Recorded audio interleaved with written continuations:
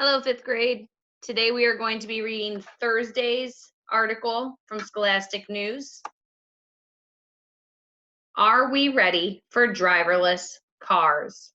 I don't know. The idea of cars that drive themselves may sound like something from science fiction movie, but many companies have been testing self-driving vehicles on America's roads. And in some states, driverless taxis are already transporting passengers. But is it time to take our hands off the wheel? We asked two experts to steer us towards some answers. Jeffrey Miller says yes. Professor of Computer Science, University of Southern California, Jeffrey Miller. As a computer scientist, I have spent almost 20 years working on the technology to operate driverless cars. I think these vehicles will improve everyday life and be safer for everyone. Driverless cars have been tested on streets and highways for millions of miles.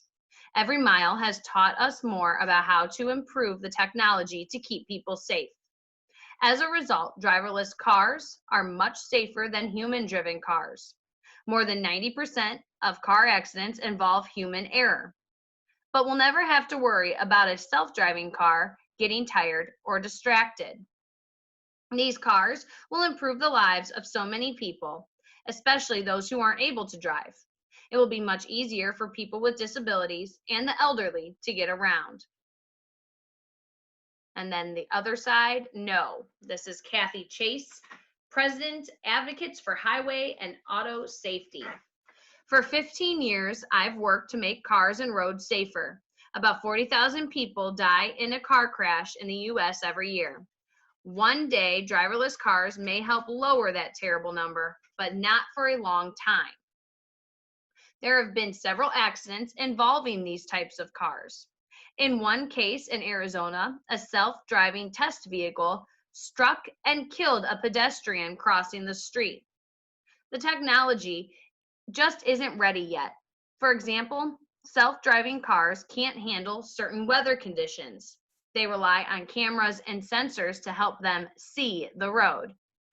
But if snow or ice covers those, the cars can't operate safely. Many big questions need to be answered before we fill the roads with driverless cars. Like, who's responsible when crashes happen? The owner, the passenger, or the car company? So now we need to think, what do you guys think?